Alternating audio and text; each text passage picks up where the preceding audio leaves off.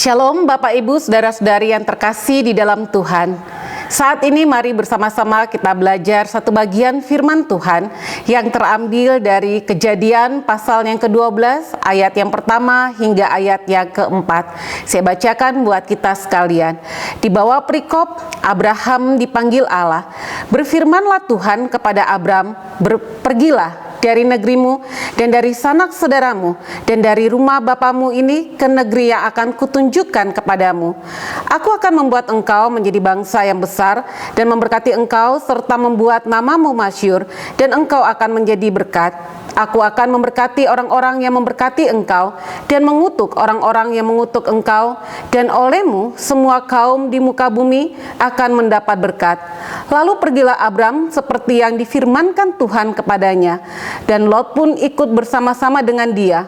Abram berumur 75 tahun ketika ia berangkat dari Haran. Bapak Ibu Saudara-saudari yang terkasih di dalam Tuhan, menjadi berkat, tema yang saya coba angkat pada saat ini. Abram dari keturunan Nuh yang adalah orang percaya. Ia berasal dari keluarga yang sudah mengenal Allah. Ayahnya bernama Tera dan saudara-saudaranya Abram adalah Nahor dan juga Haran. Nama Abram berarti diagungkan, atau juga ditinggikan atau dimulia. Namanya kemudian diganti Allah menjadi Abram. Allah memanggil Abram, kita melihat di dalam pasal yang ke-12 ayat yang pertama hingga ayat yang ketiga, untuk berpindah dari tanah kelahirannya di Ur Kasdim ke tanah Kanaan. Tuhan berjanji bahwa keluarga Abram akan menjadi bangsa yang besar yang mempunyai hubungan khusus dengan Allah, dan semua bangsa akan diberkati karena Abraham, istrinya Sarah, dan keturunannya. Saudara-saudari yang terkasih di dalam Tuhan, Abram adalah orang yang mungkin saja berhasil dan sukses dalam lingkungan keluarganya. Apabila kita memperhatikan arti namanya tadi, orang yang diagungkan, dalam lingkungan keluarga ia termaksud orang kaya. Alkitab mencatat di dalam pasal 12 ayat kelima di bagian ini dikatakan, Abram membawa Sarai istrinya dan Lot anak saudaranya dan segala harta benda yang didapatkan mereka dan orang-orang yang diperoleh mereka di Haran. Segala harta bendanya itu berbicara keseluruhan hidup daripada Abram, maka dia bukan orang biasa-biasa saja, tapi Abram adalah orang yang memiliki kehidupan yang mapan. Orang yang memiliki kehidupan secara keluarga yang sangat dikasihi. Kalau kita memperhatikan secara manusia bahwa apa yang dialami oleh Abraham ataupun keadaan dia, bahwa dia cukup mapan, dia memiliki keluarga, saudara-saudara yang dikasihi, itu sangat cukup untuk dia melangsungkan kelanjutan hidupnya. Namun Alkitab mencatat lagi-lagi mengatakan bahwa Abraham lebih mengikuti akan janji-janji Tuhan. Dia tidak berdiam diri di dalam zona nyamannya, di dalam kemapanannya, di dalam segala hal yang dia miliki. Tapi dia belajar untuk bisa mengikuti apa yang menjadi kehendak Tuhan. Belajar untuk pergi melakukan perintah Tuhan. Kalau kita perhatikan dengan sesama di dalam pasal 12 ini, secara logika pasti ada hal yang tidak masuk akal.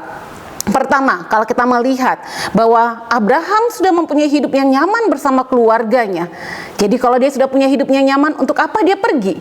Yang kedua, dia belum tahu tempat di mana dia akan tinggal seperti yang Allah katakan.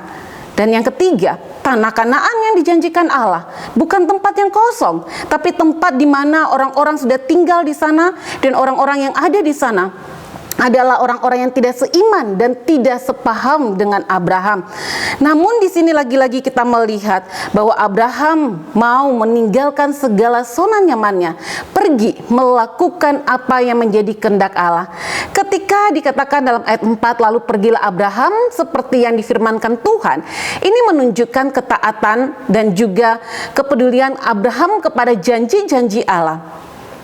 Bukti daripada Abraham melayani Allah adalah taat dan percaya. Ketika dia melangkah dengan iman, menunjukkan bahwa dia mempercayai akan janji-janji Allah. Jadi keyakinan akan janji Tuhan bukan didasarkan pada kekayaan, bukan didasarkan pada keluarga yang dia miliki, ataupun juga kesuksesan yang sudah dia dapatkan. Keyakinan akan janji Tuhan didasarkan pada iman yang ditandai dengan ketaatan melakukan perintah-perintah Tuhan. Itulah berkat yang dibuktikan Abraham ketika Tuhan memanggilnya untuk menjadi berkat bagi banyak orang dari berbagai tempat yang ada.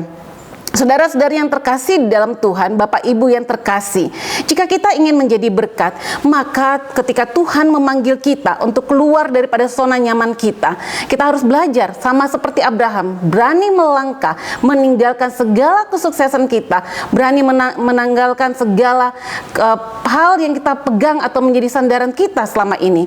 Berani untuk meninggalkan zona nyaman kita dengan taat kepada perintah-perintah Tuhan, dengan keyakinan kepada Tuhan bahwa Ia akan memimpin kita di dalam berbagai aspek kehidupan kita. Tuhan Allah memanggil Abraham adalah untuk menjadi bangsa yang besar, untuk memasyurkan namanya, dan juga dikatakan untuk memberikan keturunan yang banyak. Ada janji-janji yang Tuhan berikan. Di dalam kehidupan kita pun demikian. Jika kita ingin menjadi berkat, Tuhan ingin supaya kita bisa meresponi akan panggilannya, menjadi rekan sekerjanya di dalam segala aspek kehidupan kita. Maka pada waktu Allah mempercayakan satu keluarga kepada kita, di situ kita harusnya bisa menunjukkan keteladanan iman kita dengan bergantung pada Tuhan, melakukan segala sesuatu berdasarkan kehendak Tuhan, bukan berdasarkan pengalaman kita. Ketika Tuhan mempercayakan pekerjaan kepada kita dengan berbagai tantangan situasi yang sulit sekalipun, kita mampu untuk melakukan semuanya itu, berani keluar dari zona nyaman kita, karena kita punya Tuhan yang memberikan kekuatan kepada kita untuk kita bisa menjadi berkat, untuk menjadi saluran berkat bagi sesama. Maka tentunya kita harus diberkati terlebih dahulu. Kalau kita melihat berkat yang diberikan Tuhan kepada Abraham, antara lain dikatakan bahwa Abraham menjadi bangsa yang besar, bangsa yang akan diberkati oleh Tuhan, itu terbukti. Maka kita pun ketika dipanggil untuk menjadi berkat bagi sesama, Allah memberkati kita. Dan di dalam setiap situasi yang kita lakukan, maka di situ janji-janji Tuhan akan digenapi.